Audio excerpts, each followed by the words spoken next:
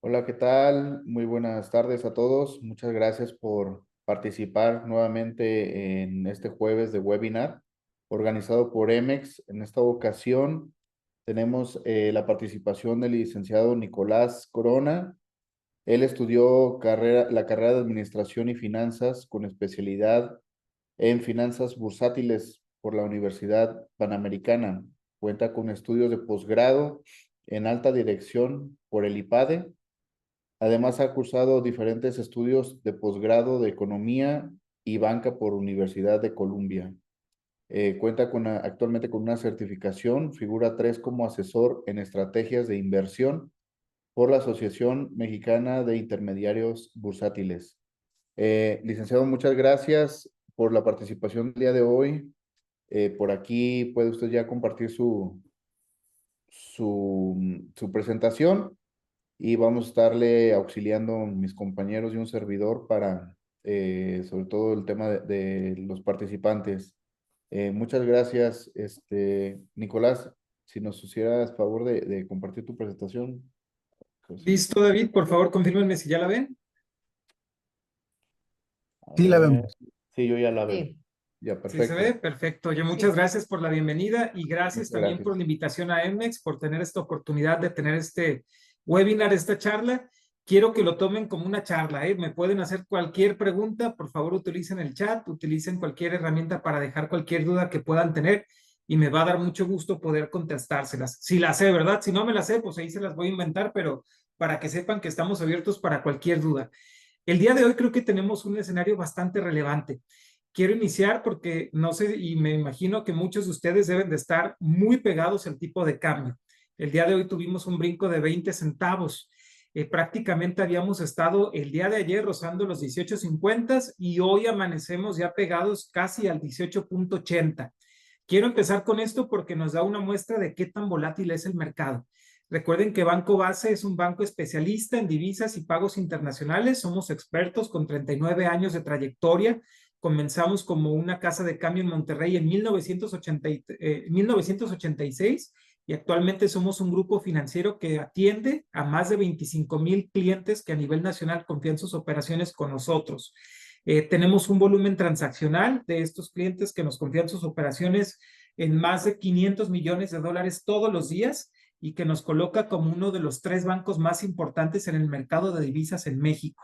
Contamos con la certificación de Standard & Poor's, Fitch Ratings y Moody's que nos avalan en todas las prácticas y procesos comerciales y de negocios, por lo que nos va a dar mucho gusto poderlos ayudar a llegar más lejos.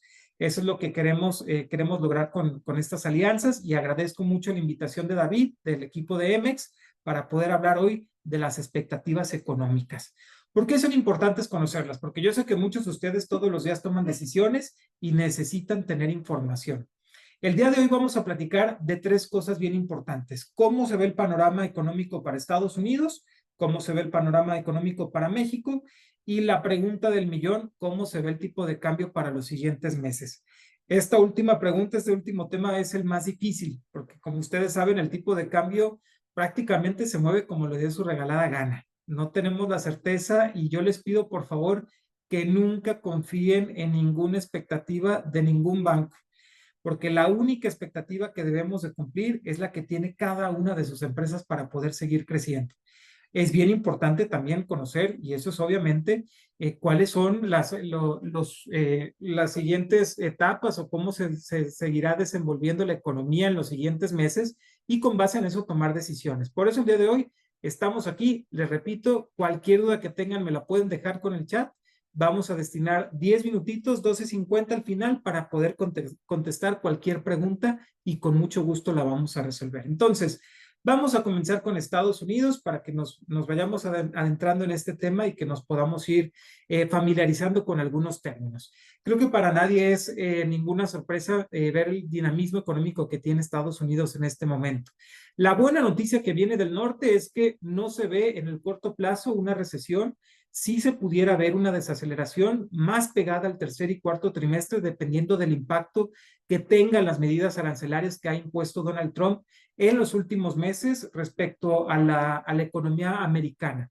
Hay que recordar que una buena parte de esta intención de Trump para poner aranceles es precisamente proteger en la mente de Trump a la economía americana de importaciones baratas que desplazan la capacidad industrial de las empresas norteamericanas.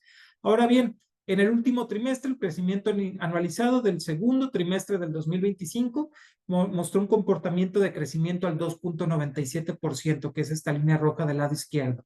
El crecimiento anual del PIB, como lo podemos ver a partir de los trimestres de los últimos 3 años, pues muestra un crecimiento estable, sólido, promediando un 2.3% en los últimos 3 años y que nos aleja mucho de los temores de una recesión. Parece ser, en este momento, no hay indicaciones claras de que nos vayamos a ir acercando a una recesión. Técnicamente, una recesión, ¿cómo se describe? 2 trimestres consecutivos con un crecimiento bruto negativo en el Producto Interno en amplios sectores de la economía y de manera profunda.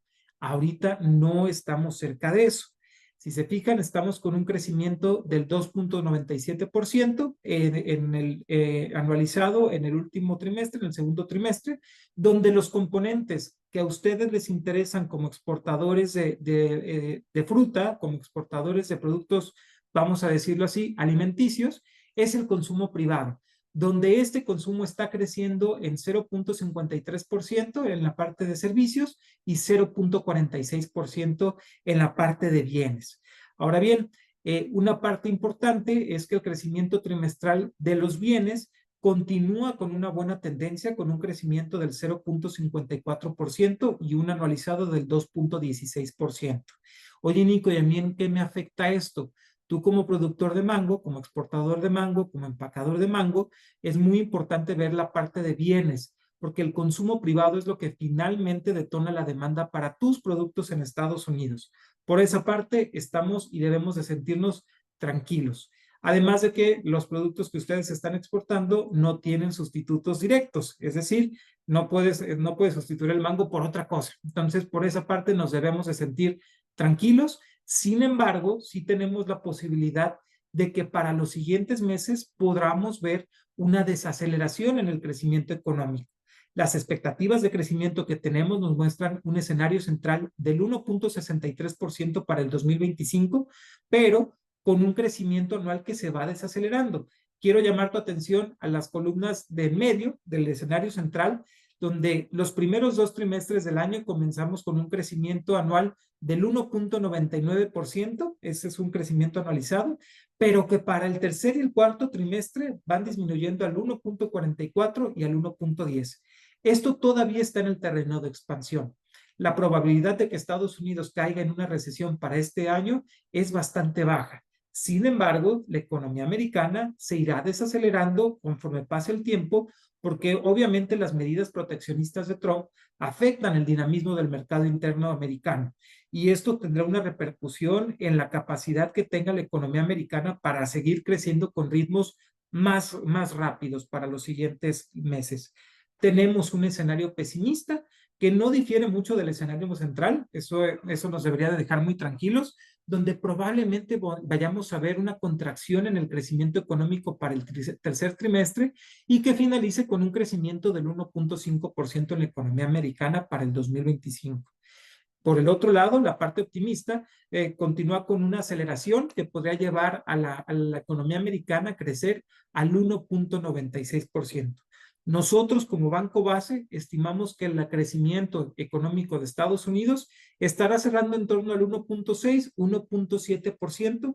Es un crecimiento bastante bueno en un escenario donde los aranceles han sido cosa de todos los días. Saben que todos los días se publican cosas, que tenemos las renegociaciones del TEMEC, que tenemos la revisión del Tratado de Libre Comercio y que en Estados Unidos siguen teniendo un fuerte problema de inflación. Hoy precisamente, esta subida de los 20 centavos que les comentaba a principios de la plática, se deben precisamente por la publicación del dato del índice de precios al productor. Creció 4 veces más de lo que estimaba el mercado. El dato se publicó en 0.9 y el mercado estaba esperando 0.20%. ¿Por qué es relevante? Porque comenzamos a ver el efecto de los aranceles sobre la composición de precios para los productores. No quiere decir que esta inflación del precio a productor se vaya a contagiar directamente a los consumidores. Hay una parte que se amortigua ahí.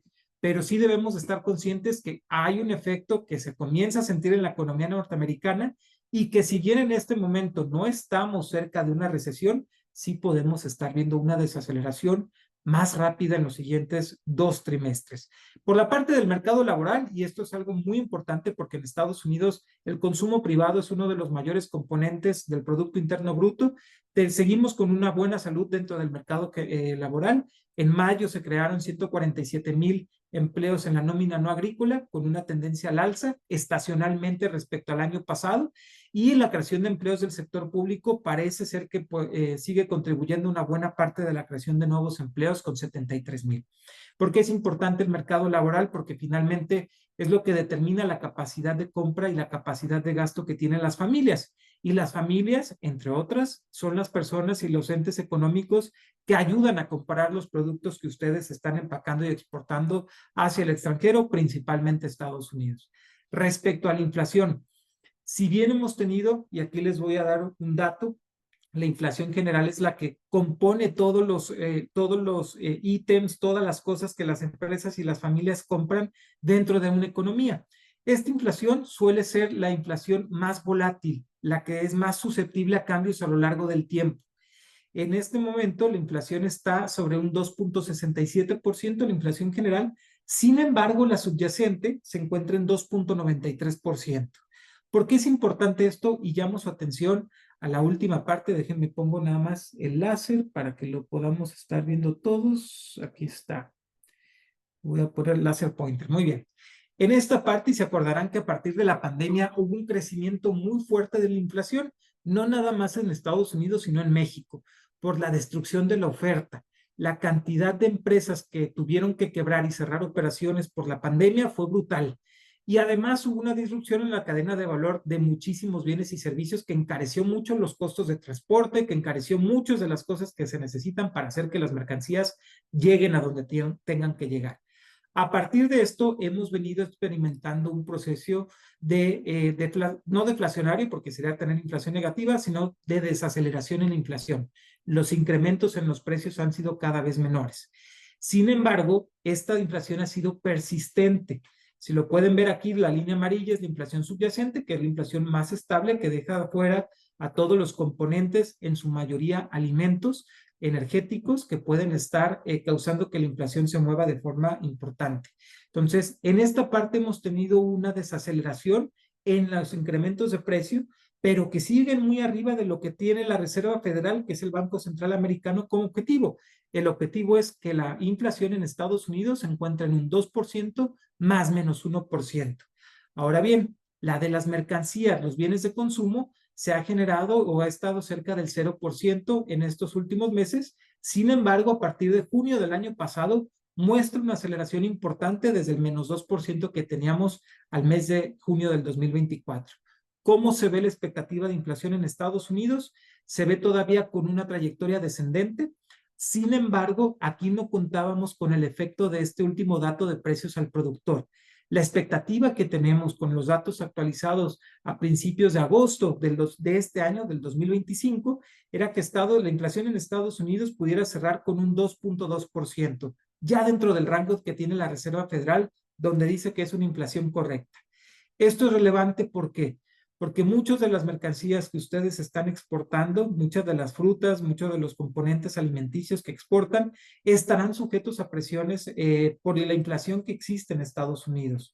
Esta inflación viene desacelerándose, viene en un proceso de desaceleración, pero que pudiera costarle más trabajo en los siguientes años para poder establecerse por debajo del 2%, que es la meta que tiene la Reserva Federal en Estados Unidos.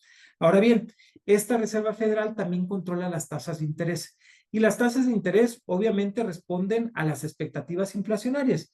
En este momento la tasa de interés en Estados Unidos se encuentra en el 4%, la expectativa es que pueda estar cerrando sobre el 3,5 al 3,75% y se comience a acercar al 2,5%, 2,75% para el 2026 y el 2027. En nuestro país, los recortes de tasa se encuentran muy cerca de su tasa de equilibrio. La tasa de equilibrio en este momento más o menos andará en el 6,96%. Es decir, donde la tasa de interés no interfiere con la formación de precios y no interfiere tampoco con la actividad económica. Todavía tiene el Banco de México espacio para poder cerrar todavía más la brecha con Estados Unidos. Eso es una buena noticia para el tipo de cambio, porque entre más cerrada sea la brecha entre la tasa de interés en México y la tasa de interés en Estados Unidos, el tipo de cambio suele aumentar. No quiere decir que es una ley, no quiere decir que si se baja una, el tipo de cambio automáticamente rebota, pero sí tradicionalmente, entre menor sea la diferencia entre las tasas de interés de México y Estados Unidos, el tipo de cambio tiende a depreciarse más. Para ustedes exportadores, esa es una buena noticia. Estamos esperando que para diciembre del 2025, Banco de México termine con su tasa, con la tasa de fondeo en 7.5%. ¿Por qué es importante esta tasa también? Esta tasa es la que sienta los precedentes para calcular la TIE, que es la tasa en la que los bancos calculamos los intereses que tienes que pagar por los créditos y por los arrendamientos que tú solicitas a cualquier institución financiera. Entre más baja sea esta tasa de fondeo, la TIE tenderá a seguir este movimiento o esta tendencia y entonces en consecuencia tú vas a estar teniendo que pagar una menor cantidad de intereses. Muy importante porque tuvimos una tasa de interés, como se acordarán, cercana o por encima del 11% prácticamente de finales del 2022 a principios del 2024. Y una buena parte de las empresas que estaban endeudadas, tanto en dólares como en pesos, pues vieron duplicados o triplicados la cantidad de intereses que tenían que pagar. Que no nos vuelva a pasar. Y aquí viene un comercial para las coberturas de tasa de interés, que no se te vuelva a pasar pedir créditos a tasa variable sin tener una cobertura, porque luego ya vimos todos que pues hay que pagar una cantidad importante de intereses. Ahora bien, ¿cómo se ve en la parte de aranceles? Yo quiero que aquí tengamos muy claro lo que hay una diferencia sustancial muy grande entre lo que Donald Trump dice y lo que termina aplicando, obviamente, las aduanas americanas. Una parte o la declaración formal del establecimiento de aranceles es una cosa y lo que termina en las aduanas americanas para poder cobrar ese arancel efectivo es otra cosa completamente diferente. ¿Por qué? Pues también en las aduanas americanas hay burocracia y cualquier cambio que haya en la determinación de aranceles para diferentes tipos de mercancías, imagínense que hay más de 25,000 claves arancelarias, pues es un show poderlas actualizar. ¿Dónde se encuentra México? Pues México prácticamente se encuentra en la parte más bajita de esta gráfica. Tenemos un arancel declarado promedio del 18.8%, porque hay que recordar que los aranceles que se han impuesto en este momento del 25% y que se aumentan en el caso del acero y el aluminio, que se aumentan en el caso de componentes automotrices, pues no aplican para todas las mercancías. Hay que recordar que todas las mercancías que cumplan con el TEMEC no están sujetas a estos aranceles. Las exportaciones de México a Estados Unidos que no cumplan con las reglas del TEMEC, esas sí están sujetas al arancel de acuerdo al capítulo arancelario que estén aplicando en este momento. ¿Cómo se ve para nuestro país? Si se aplicara el arancel o los aranceles que ha prometido Trump y con los que amenaza todo el tiempo, pues obviamente las exportaciones mexicanas estarían pagando un 18.8 de arancel. Competitivamente nos tiene o nos coloca en una mejor posición que a Brasil, que es el primer lugar y que tiene un arancel estimado del 56%. Ahora bien, el arancel cobrado, que es lo que efectivamente pagamos en las aduanas americanas, pues nosotros estamos pagando un 4.3% y Brasil está pagando un 7.8% de forma efectiva. ¿Cómo se ve esto? ¿Qué está tratando de hacer Estados Unidos? Trump específicamente ha utilizado estos aranceles como un arma para poder ejercer presión política. Utiliza estas negociaciones comerciales para hacerse de pactos políticos. ¿Qué es lo que le está pidiendo a México? A México le está pidiendo tres cosas.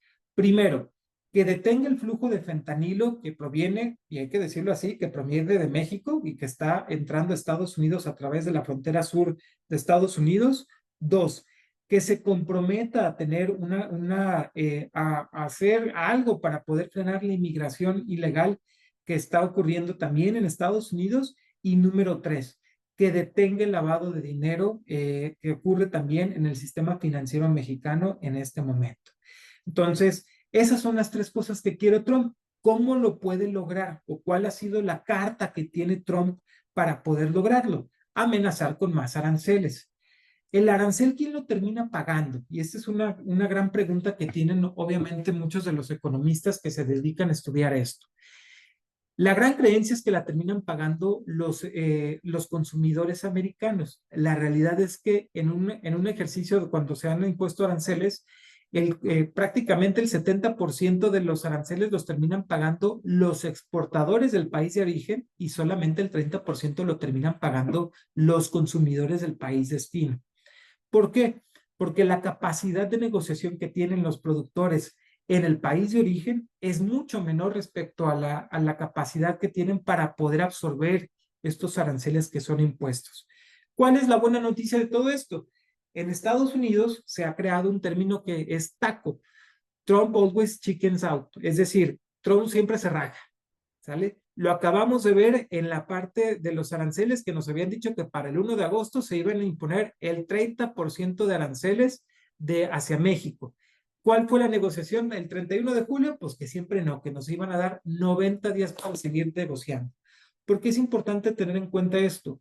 Porque en la medida que vayamos a tener estos eventos, la capacidad del mercado para reaccionar a ellos ha sido siempre menor. Es decir, nos asusta cada vez menos. En este momento, si nos fijamos en esta gráfica, pues México se encuentra prácticamente de la mitad para la derecha y que tenemos una buena capacidad de maniobra frente a otros países que son rivales. Vamos a tener, por ejemplo, el caso de Camboya, el caso de China, que está pagando un 45.6% de arancel cobrado a las exportaciones que van de China a Estados Unidos.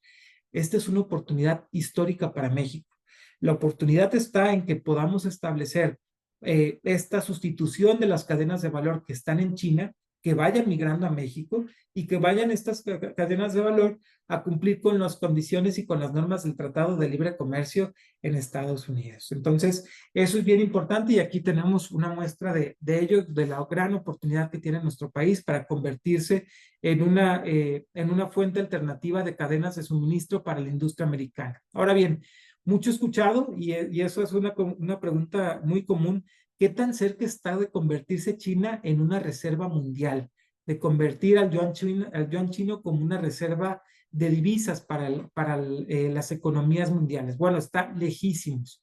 Para que nos demos una idea, el dólar americano sigue siendo la divisa rey con el 54% de las reservas internacionales. El euro, que después de 25 años apenas ha acumulado el 25%, perdón, el 20% de las reservas internacionales, y el yuan chino, que apenas tiene el 2%.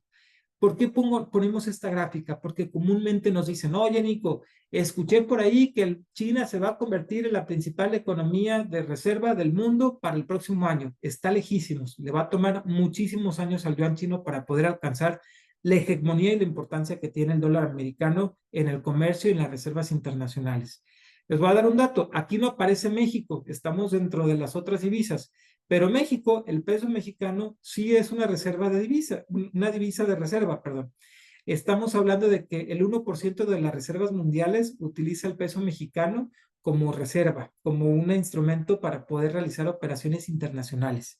Entonces, China sigue estando muy lejos de lo que representa en este momento Estados Unidos como una moneda de reserva. Ahora bien, para México, y aquí, por favor, los invito a que vayan registrando cualquier duda que tengan en el chat para que la podamos discutir a finales de esta conferencia, a finales de este webinar. ¿Cómo se ve México? México no está en recesión, tengo que ser muy claro con eso. A principios de año sí nos veíamos con cara de que íbamos a ir a una recesión. En el cuarto trimestre del 2024, la economía se contrajo 0.66%, prácticamente en el último trimestre del año pasado.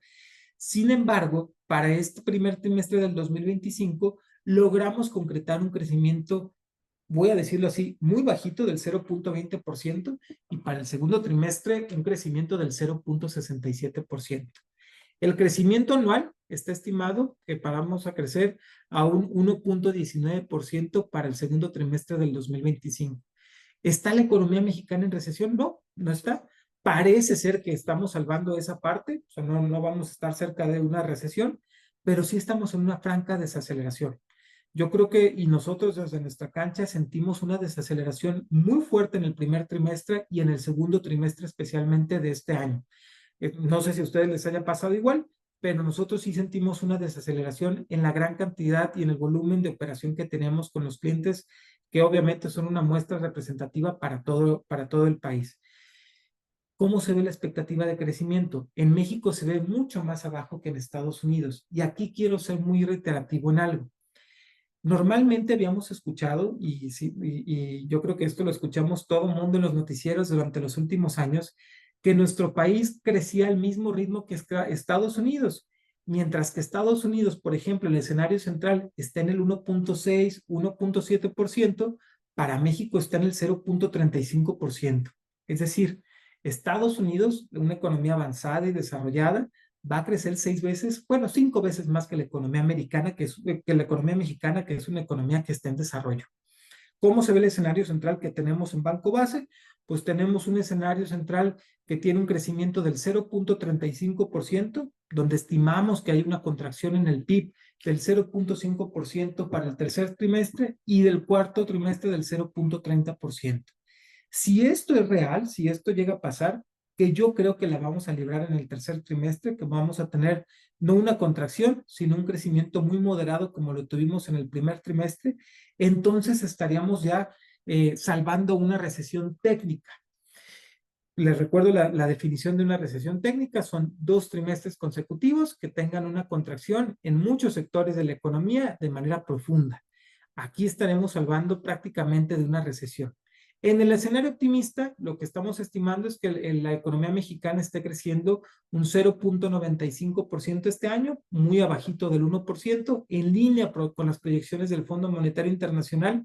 La Secretaría de Hacienda estimaba un crecimiento para este año del 2%, se ve todavía un poquito lejano, pero bueno, estamos construyendo el crecimiento económico del tercer y del cuarto trimestre. Nuestra proyección es que la economía mexicana crezca en 0.35% para este año. Ahora, ¿cómo se ven estos dos factores del consumo? El comercio al por menor y el comercio al por mayor muestran obviamente dos caras diferentes de una misma moneda. Para el 2025, el comercio al por menor estaría creciendo 1.96%. Este comercio o este consumo está y es desde hace prácticamente 6 años, 7 años, siendo impulsado por las transferencias que realiza el gobierno a las familias, por los programas sociales en donde el gobierno da ayudas directas, y esto obviamente motiva el consumo y motiva el gasto de las familias, especialmente de las familias más pobres. No pasa así con el comercio al por mayor. ¿Por qué? Porque el comercio al por mayor depende del dinamismo de la industria, de los servicios y del sector secundario de la economía. Hay que recordar, por ejemplo, que el 2024 se contrajo en un 5.10%, y para este año estimamos que el comercio al por mayor vaya a contraerse en un 5.02%. Es decir, las empresas no están invirtiendo en este momento y no están consumiendo inventarios de forma tan rápida como lo solían hacer antes de la pandemia. ¿Por qué? Porque la expectativa de inversión va decreciendo, se va haciendo cada vez más chiquita. Y eso lo podemos ver obviamente en las variaciones de inversión fija bruta, que lo vamos a presentar un poquito más adelante. Respecto a la inflación, ¿cómo se ve en México? Bueno, tenemos por un lado una inflación subyacente, que les recuerdo que es el comportamiento de los precios de bienes y servicios, quitando los volátiles, alimentos, energéticos y alguna que otra cosilla que ahí tenga mucha volatilidad en sus precios. La inflación subyacente es la que nos marca la trayectoria en el largo plazo de la inflación. Aquí tenemos una inflación subyacente que muestra mucha resiliencia. Desde el año pasado está por encima del 4%. El Banco de México, la expectativa es que la inflación general se encuentre en un 3% más menos 1%. En las últimas quincenas nos ha demostrado que lleva una tendencia al alza. Les quiero dar un tip: la inflación subyacente siempre terminará jalando la inflación general, siempre. Entonces, mientras no hablemos que la inflación subyacente, que está marcada en este 4.25%, siga con una trayectoria consistente y prácticamente de largo plazo a la baja, vamos a seguir hablando y vamos a seguir teniendo la inflación como un tema importante de economía y como una preocupación fundamental para las empresas. ¿Por qué es importante hablar de esto? Muchos de ustedes, y hay algunas personas y muchas de las empresas en México, realizan operaciones de actualización de salarios con base en el salario mínimo. No porque todos los trabajadores ganen el salario mínimo, pero es, digamos, un norte que nos damos los empresarios para poder determinar los incrementos salariales para los siguientes años. Este salario mínimo, aunque había estado ligado al término de la inflación durante muchos años, a partir del 2019 se desvinculó. Las alzas en el salario mínimo ya no obedecen a las alzas en la inflación. Estas han sido mucho mayores.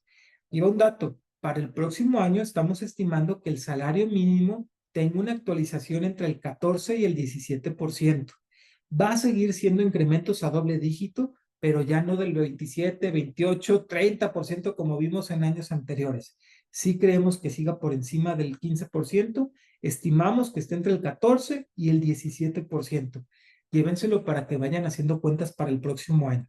Y en la inflación, pues nuestra expectativa, y aquí la inflación de mercancías no nos dejará mentir, es que esta inflación va a seguir siendo todavía muy resiliente para los siguientes meses.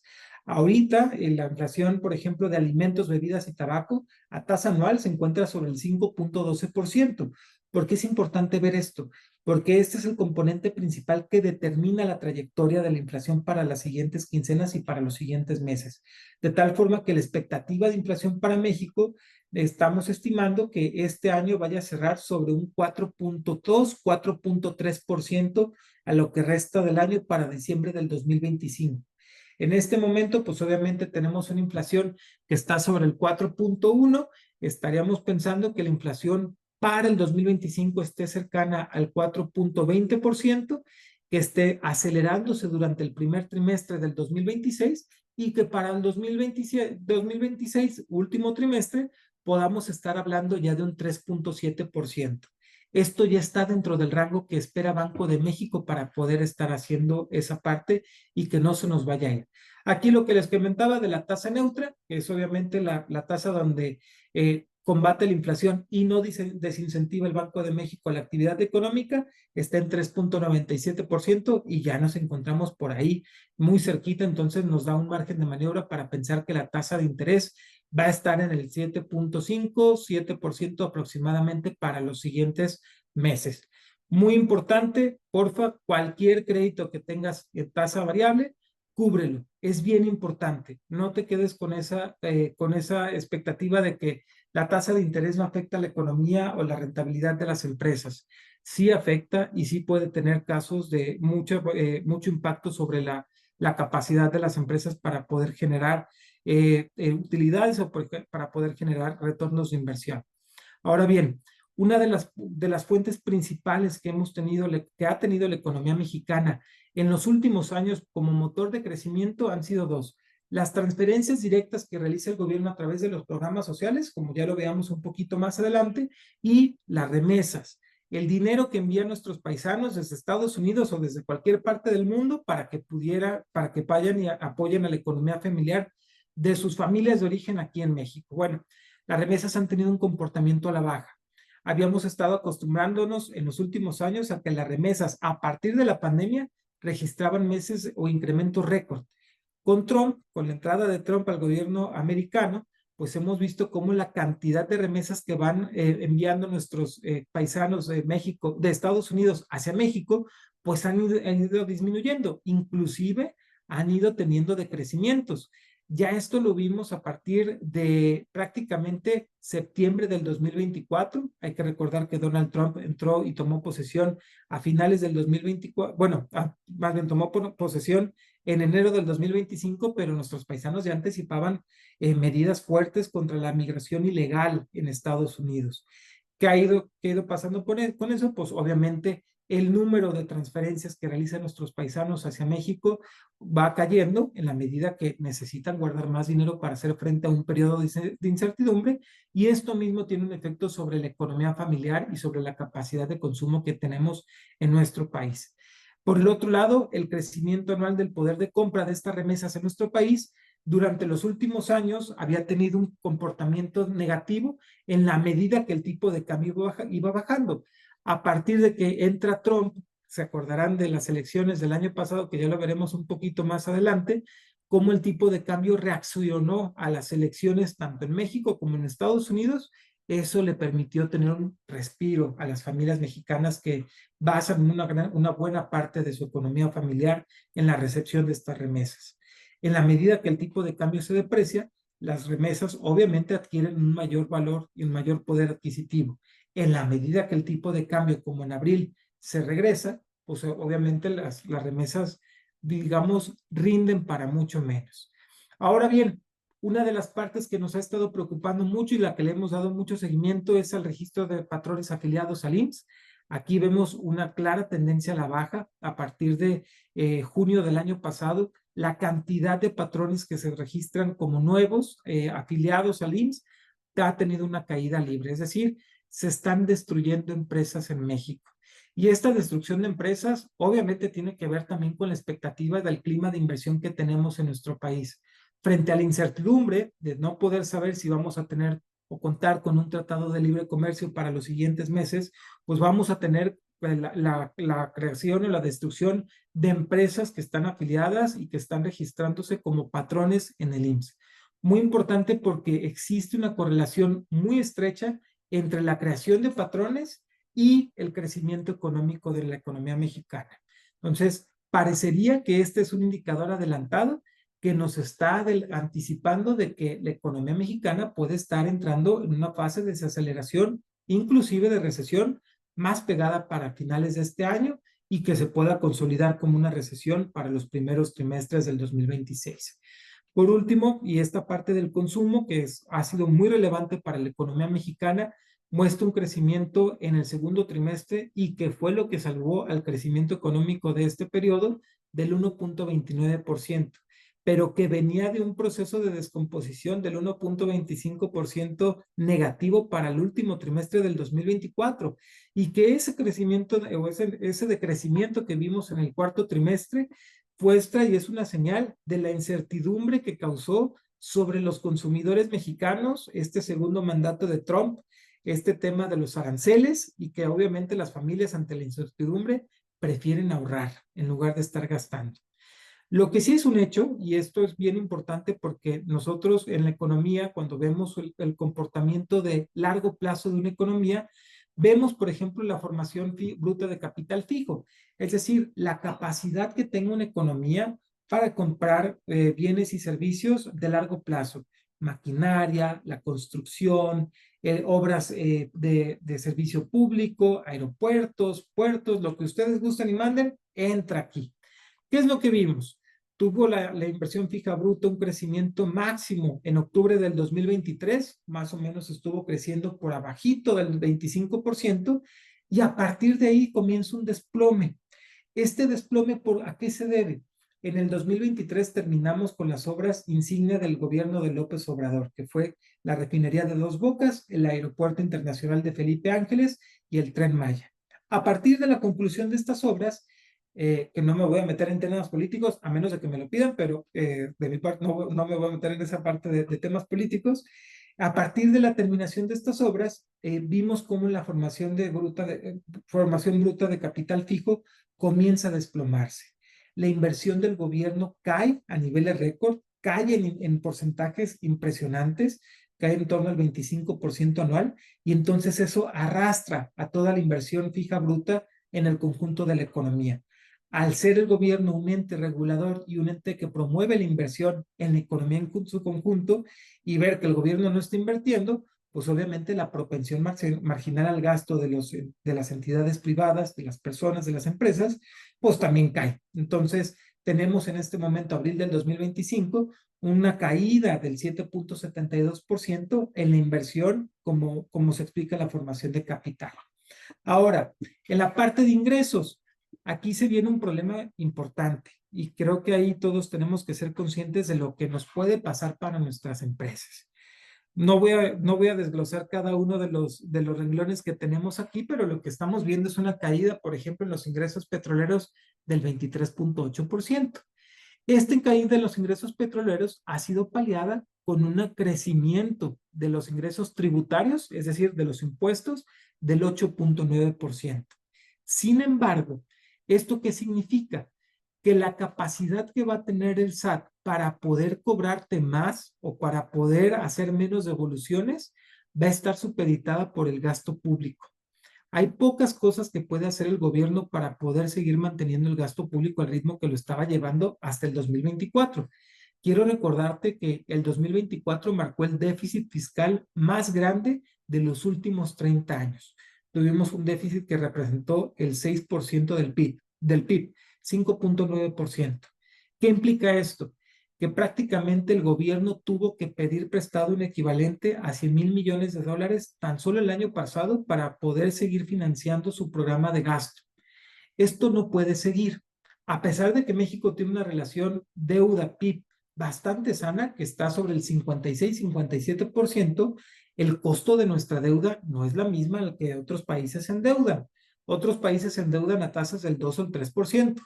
México se endeuda a tasas del 8 punto y tantos por ciento.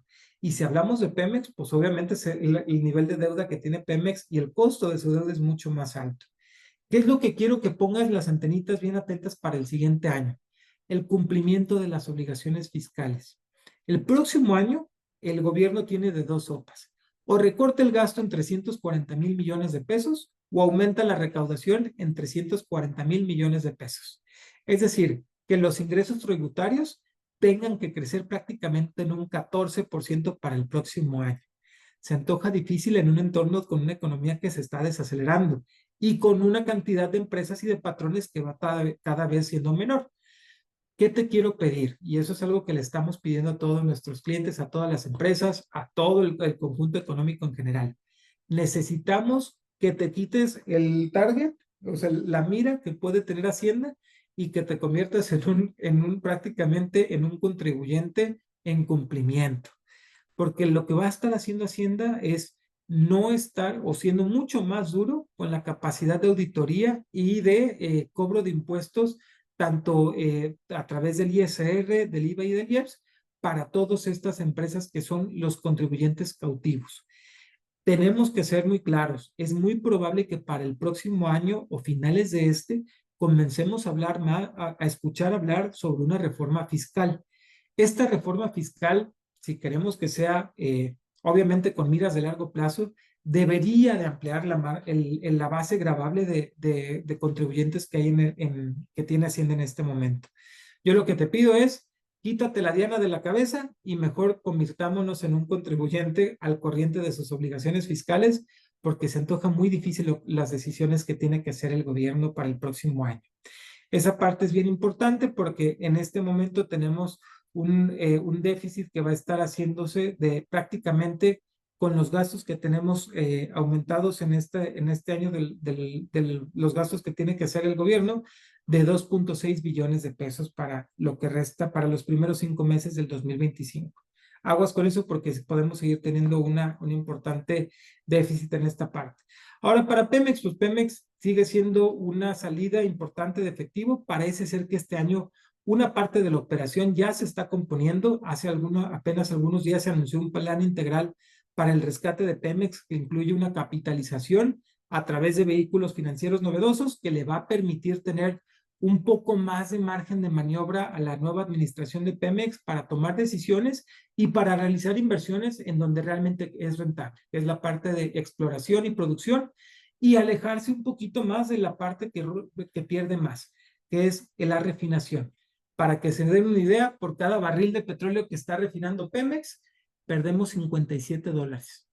Es la única petrolera a nivel mundial que pierde dinero refinando. Entonces, ahí tenemos un gran foco rojo para la economía el próximo año. Con este plan que se acaba de anunciar, que se anunció a finales de julio, mediados finales de junio, lo que se le da es la capacidad para que Pemex pueda refinanciar los vencimientos de su deuda que tiene para los siguientes años. Este año son 6,000 millones de dólares, el próximo año es 8,000 y para el 2027 son más o menos 25,000 millones de dólares los que vencen de los financiamientos de Pemex de deuda para los siguientes años. Ahora, Ya para terminar, porque ya nos estamos acercando a las 12:50, que si hay alguna pregunta que hay de los participantes, pues ¿qué hemos visto con el tipo de cambio? Aquí quiero ser muy claro, invitarlos a que tomemos conciencia de las implicaciones que tiene el tipo de cambio sobre nuestros negocios.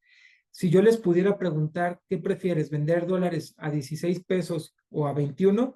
Pues claramente nos vas a decir que a 21. Eso es lo que vimos a principios de este año. Yo quiero aprovechar para poderles decir que sí se puede controlar el tipo de cambio.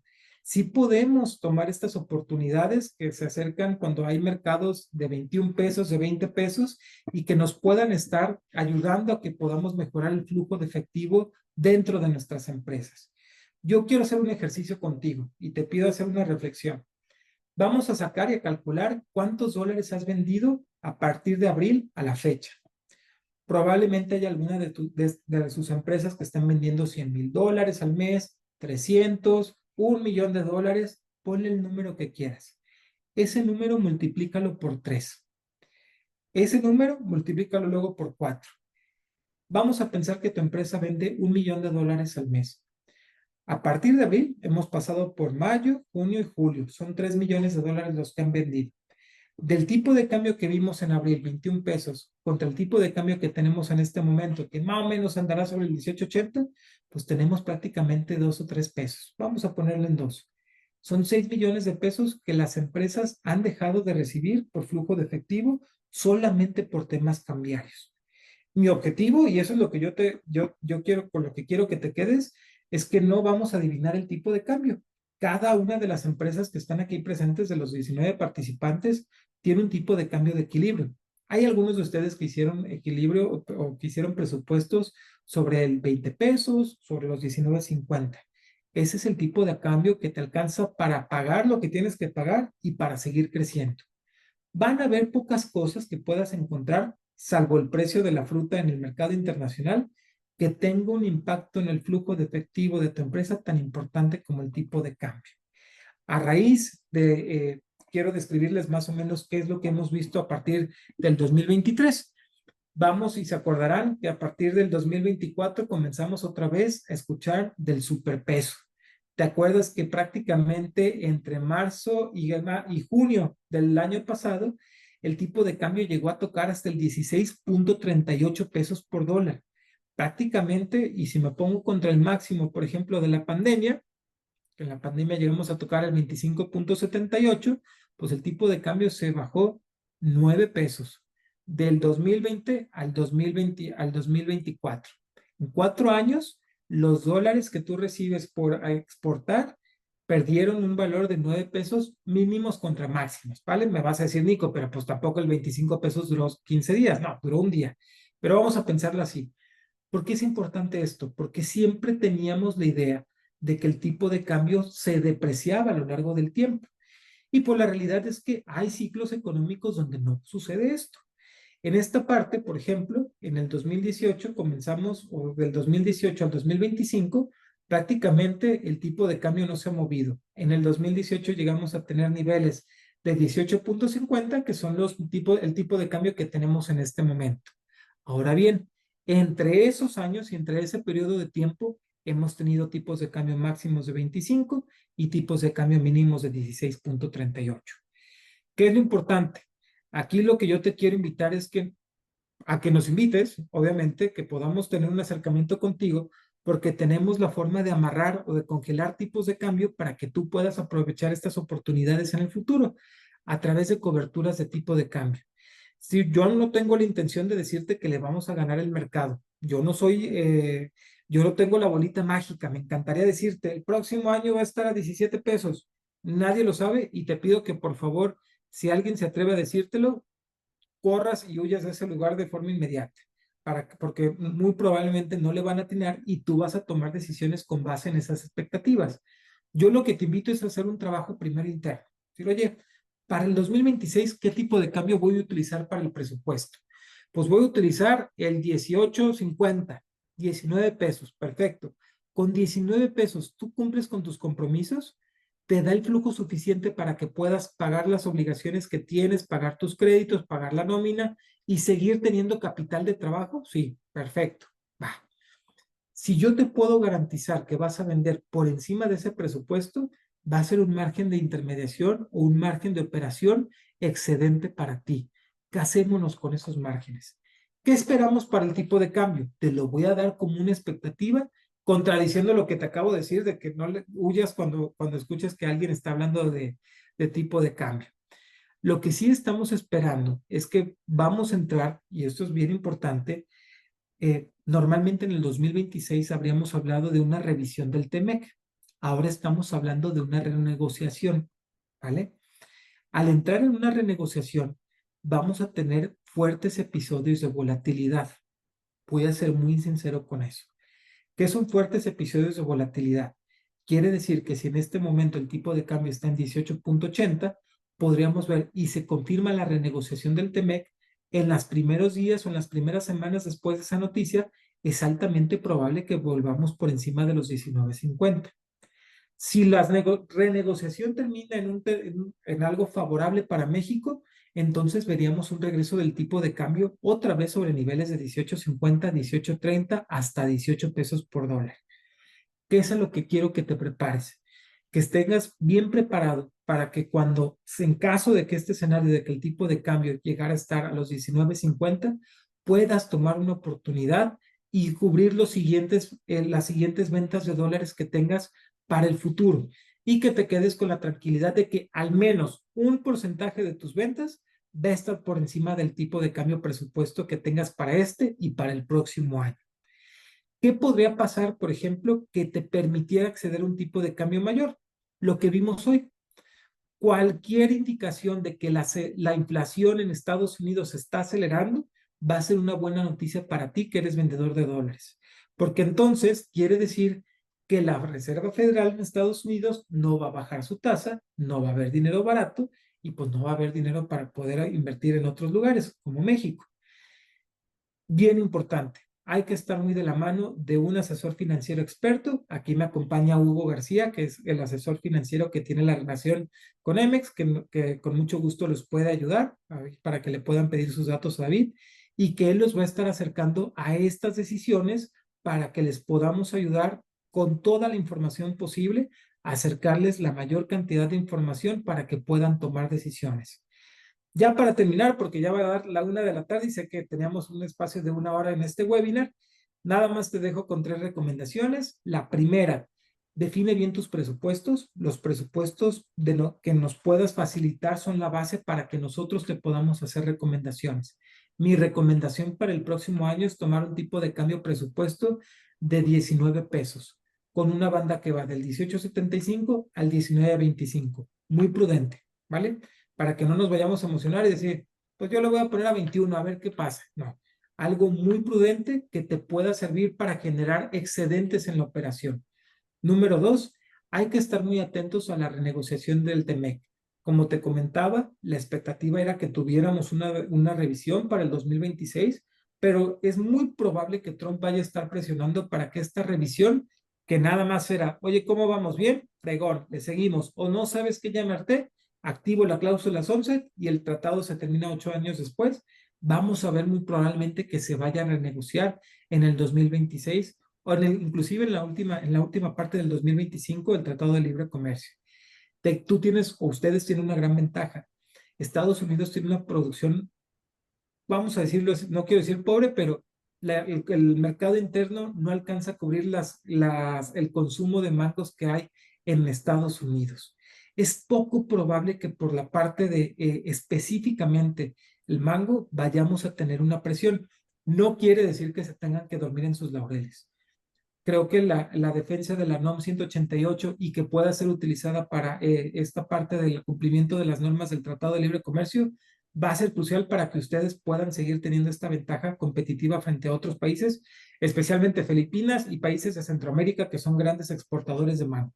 Ahí tienen ustedes una gran oportunidad para que como gremio puedan seguir haciendo esta presión. Y número 3, por el amor de Dios, cúbranse.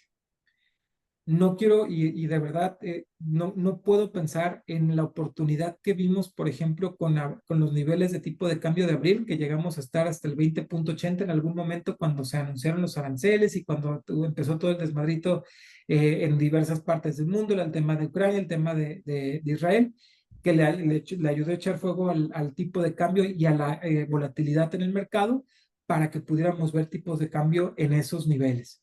Son niveles de oportunidad.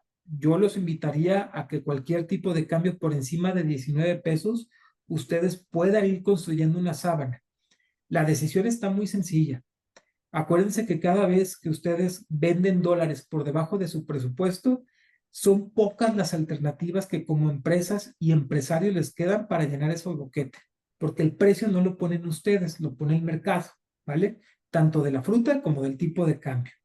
¿Cuáles son esas tres alternativas? O pides prestado, es decir, tienes que apalancarte, y el primer síntoma donde no tenemos un control en el tipo de cambio es que la deuda está aumentando. O te tienes que apalancar para poder solventar este diferencial. Hablábamos del ejemplo de la empresa que vende $1 millón al mes, que tiene este boquete de 3 pesos o de 2 pesos, de 6 millones de pesos en los últimos 3 meses. O pides prestado al banco esos 6 millones, o haces algo, recortas gastos o recortas lo que tengas que recortar, que va a haber muy pocas opciones para poderlo hacer, o le metes de tu lana a la empresa. Son esas tres opciones.